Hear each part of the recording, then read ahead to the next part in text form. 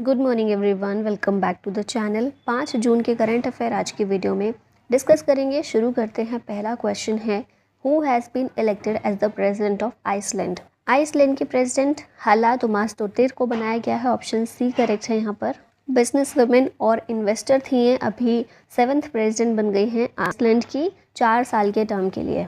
Iceland में president को elect किया जाता है directly by the people. Iceland European country है और आइसलैंड में महिलाओं का बहुत डोमिनेंट देखने को मिलता है पॉलिटिक्स में। The first women to be elected president in the world was from Iceland.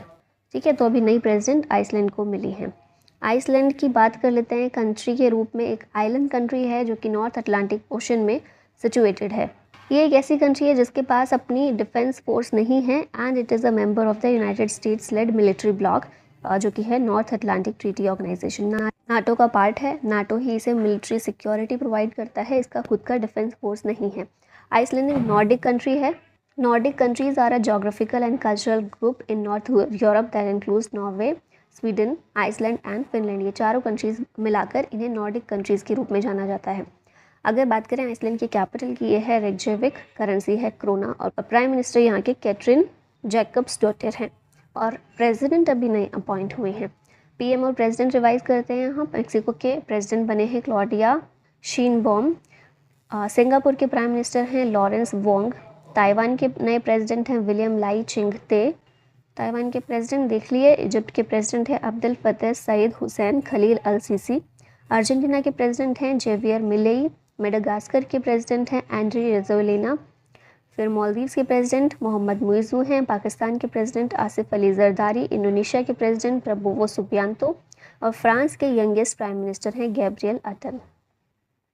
Who has won the gold medal in javelin throw at Taiwan Athletics Open 2024। इसमें जेवलिन थ्रो में गोल्ड मेडल जीता है DP Manu ने Taiwan Athletics Open 2024 में। 81.58 metre का इनका throw था। फिर नित्या रामराज ने सिल्वर मेडल जीता है विमेंस कैटेगरी में, इन विमेंस 100 मीटर हर्डल्स कैटेगरी में।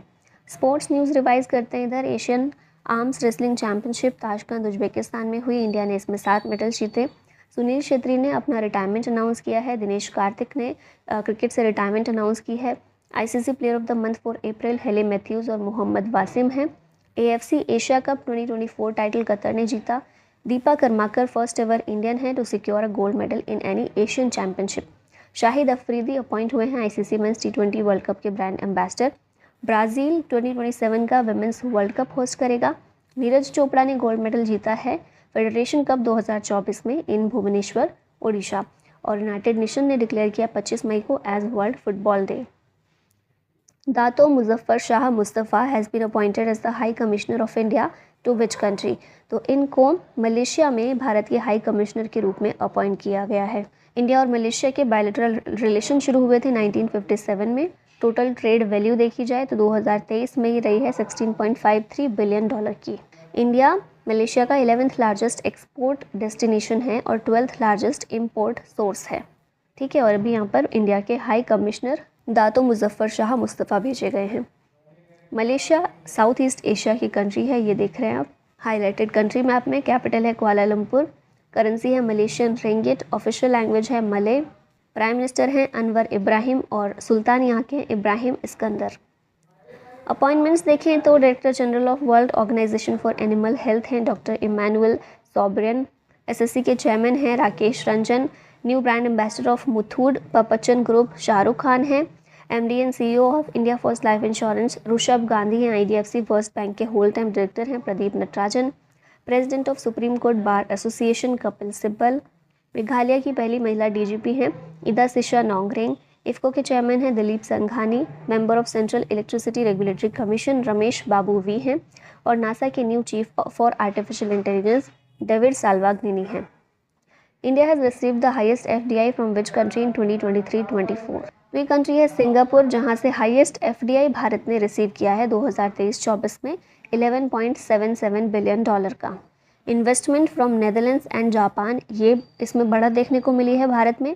Singapore has been largest source of FDI investment for India since 2018-19। तब से हम देख रहे हैं कि सिंगापुर 2018-19 से ही FDI का बहुत बड़ा सोर्स भारत में है। नीदरलैंड्स और जापान के इन्वेस्टमेंट भारत में बढ़ी हैं। पर मॉरिशस सेकेंड लार्जेस्ट इन्वेस्टर था 2023-24 में। यूएस थर्ड लार्जेस्ट इन्वेस्टर था भारत में, followed by Netherlands, Japan, UAE, UK, Cyprus, Germany and Cayman Island. तो टॉप 3 कंट्रीज याद रखिएगा।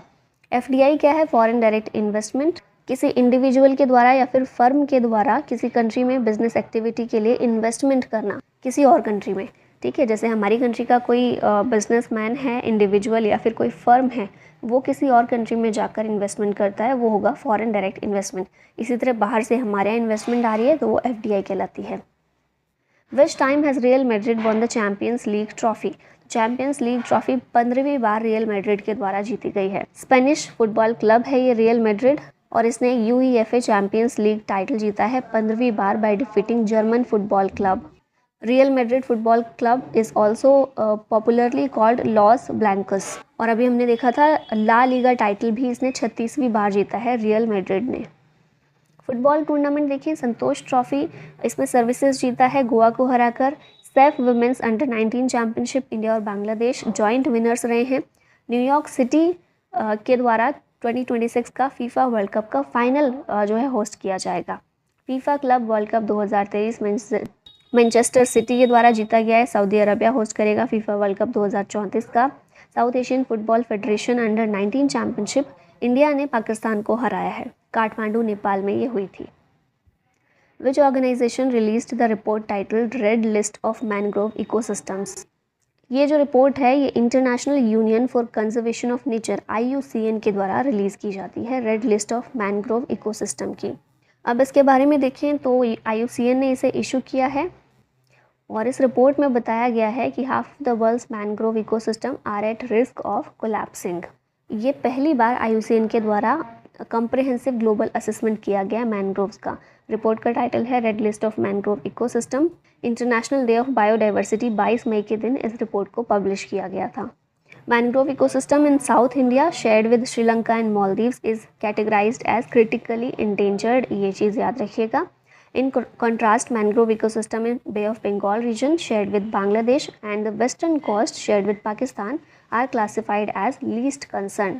तो साउथ इंडिया वाले जो मैनग्रोव हैं वो क्रिटिकली इंडेंजर्ड में शामिल किए गए हैं, उनको ज़्यादा रिस्क है।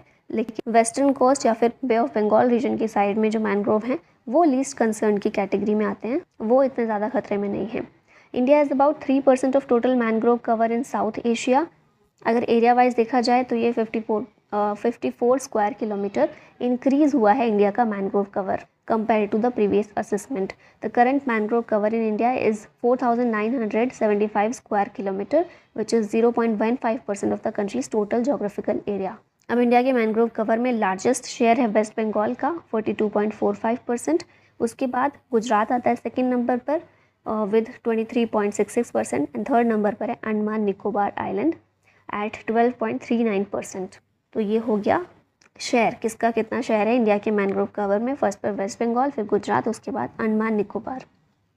अब यहाँ मैनग्रोव्स के बारे में कुछ बेसिक चीज़ें दी गई हैं, जैसे कि मैनग्रोव जो होते हैं ये डाइवर्स ग्रुप हैं of salt tolerant plant communities found in the tropical, सब ट्रॉपिकल, कोस्टल, इंटरटाइडल जोन। ठीक है, ऐसे प्लांट कम्युनिटी जो कि सॉल्ट टॉलरेंट होते हैं, जो कि समुद्र में होते हैं, खारे पानी में जो उग सकते हैं। अब इनके कैरेक्टरिस्टिक देखें तो ये सर्वाइव कर सकते हैं अंडर हॉस्टाइल इन्वायरमेंट्स, जैसे कि हाई सॉल्ट, लो ऑक्सीजन, ऐसे में सर्वाइव कर सकते हैं। इनके रूट जो हैं ये एटमॉस्फेयर से ऑक्सीजन को एब्जॉर्व करते हैं और इनकी लीव्स थिक होती हैं to store fresh water. Mangrove cover कौन से कॉन्टिनेंट में सबसे ज़्यादा देखने को मिलता है? तो ग्लोबली एशिया में सबसे ज़्यादा है, फिर उसके बाद अफ्रीका, उसके बाद है North and Central America and then South America. India में सबसे ज़्यादा है वेस्ट बंगाल में, फिर गुजरात, फिर अंडमान निकोबार आइलैंड, देन आंध्र प्रदेश और उसके बाद महाराष्ट्र। फिर ये तो पता ही होगा जो सुंदरवंस हैं वर्ल्ड का largest single patch of mangrove forest है जो कि वेस्ट बंगाल में है। अब क्या क्या सिग्निफिकेंस है मैनग्रोव्स के? तो स्टेबलाइज करता है कोस्ट लाइन को और सॉइल इरोजन को रिड्यूस करता है। साइक्लोन्स जहाँ पर बहुत ज़्यादा आते हैं उस एरिया में ये हेल्प करते हैं, प्रोटेक्शन प्रोवाइड करते हैं साइक्लोन के अगेंस्ट। इसके अलावा वाटर क्वालिटी को इम्प्रूव करते हैं बाय एब्जॉर्बिंग न्यूट्रिएंट्स, और ये बहुत इंपॉर्टेंट कार्बन सिंक होते हैं मैनग्रोव्स। ठीक है, इसके बाद अगर देखिए थ्रेट्स क्या क्या हैं, तो कमर्शलाइजेशन ऑफ कोस्टल एरियाज़, इसकी वजह से इनको नुकसान पहुंच रहा है। श्रिम्प फार्म्स का जो इमर्जेंस हो रहा है उस वजह से प्रॉब्लम हो रही है उनको, और टेम्परेचर फ्लक्चुएशंस जो हो रहे हैं उसकी वजह से मैनग्रोव जो है इनको थ्रेट है। अब अगर देखिए कंजर्वेशन मेजर्स इंडिया में क्या क्या लिए गए हैं। नेशनल मैनग्रोव कमेटी 1976 में भारत में बनाई गई थी। फिर mangrove initiative for shoreline habitats and tangible income Mishti scheme को यूनियन बजट 2023-24 में अनाउंस किया गया था सरकार के द्वारा। ये मिष्टी प्रोजेक्ट जो है ये मैनग्रोव के लिए ही है, इनके कंजर्वेशन के लिए। ग्लोबल लेवल पर भी mangrove for India, mangrove for the future initiative, mangrove alliance for climate, ऐसे कुछ इनिशिएटिव शुरू किए गए हैं। ठीक है, ये वही इंडिया में शेयर बताया गया है कि किसका कितना है। जैसे वेस्ट बंगाल में सबसे ज़्यादा मैनग्रोव कवर हमें देखने को मिलता है। नेक्स्ट क्वेश्चन है, which company recently became the 7th Indian company to have a market capitalisation of more than 8 lakh crore rupees. ये है स्टेट बैंक ऑफ इंडिया। ये बन गई है 7th listed company in India to reach 8 lakh crore rupees in market capitalization. और ये जो list है 7th बनी है ना ये कंपनी, और कौन कौन सी कंपनीज इसमें शामिल है? Reliance Industries, Tata Consultancy Services, HDFC bank, Bharti Airtel, Infosys, ICICI bank. ये ऑलरेडी इस माइलस्टोन को अचीव कर चुके हैं। SBI भी इसमें अब शामिल हो गया है।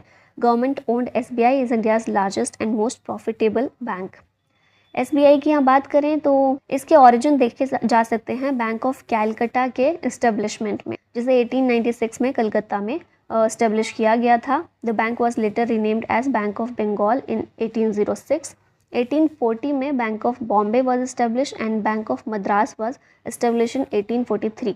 फिर ये जो 3 बैंक्स थे इनको मर्ज करके imperial bank of India form किया गया 1921 में, और इसी इंपीरियल बैंक ऑफ इंडिया का नाम स्टेट बैंक ऑफ इंडिया कर दिया गया 1 जुलाई 1955 में। हेडक्वार्टर इसका मुंबई में। चेयरमैन है दिनेश कुमार खारा। टैगलाइन है pure banking nothing else.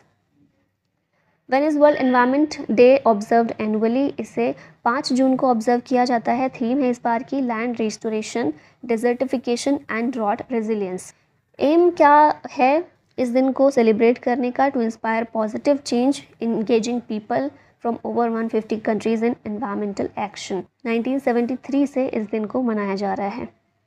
What was the total prize fund for the ICC Men's T20 World Cup 2024? T20 World cup अब होने वाला है, तो इसके लिए टोटल प्राइज फंड है $11.25 मिलियन का, जिनमें से विनर्स को $2.45 मिलियन दिए जाएंगे। टूर्नामेंट 28 दिन तक चलेगा। 20 टीम्स इसमें पार्टिसिपेट कर रही हैं। वेस्ट इंडीज़ और USA में और ये T20 वर्ल्ड कप होने जा रहा है। ठीक है, नेक्स्ट देखते हैं। क्वेश्चन है, who bags best actress award for her role in Mrs at New York Indian film festival 2024? तो पिक्चर में आप देख रहे हैं सानिया मल्होत्रा है ये, इन्हें बेस्ट एक्ट्रेस अवार्ड दिया गया है मिसेज में इनके रोल के लिए। मिसेज को आरती कादव ने डायरेक्ट किया है। Is a remake of the great Indian kitchen. यहाँ पर अवार्ड्स और ओनर्स रिवाइज कर लेते हैं। वर्ल्ड हेल्थ ऑर्गेनाइजेशन का 2024 नेल्सन मंडेला अवार्ड निमहंस को दिया गया है। मुनीब अमीन भट्ट को ऑनर किया गया है NASA's hall of fame. Anusuiya Sen Gupta ने UN certain regard best actress trophy जीती है कांस फिल्म फेस्टिवल में। संतोष सिवान को पियरे एंजिनिक्स ट्रिब्यूट दिया गया है। India's Sunflowers were the first ones to know won the La Cinef award. Jenny Erpenbeck ने जीता International Booker Prize. Jyoti Ratre बनी है oldest Indian women to scale Mount Everest. Indian American Brihat Soma ने जीता है Scripps National Spelling Bee title. Indian origin artist Anish Kapoor ने top किया है हुरून इंडिया आर्ट लिस्ट 2024 को। सत्यदीप गुप्ता ने वर्ल्ड रिकॉर्ड बनाया है to scale Mount Everest and Mount Lhotse. Major Radhika Sen ने रिसीव किया advocate of the year award. Last में क्वेश्चन आप लोगों के लिए, which countries boxing federation has joined the world boxing championship? Sri Lanka, Japan, Bangladesh या फिर इंडिया? इसका आंसर बताइएगा कमेंट में। और इसी के साथ वीडियो का होता है and. Thank you so much for watching. जय हिंद।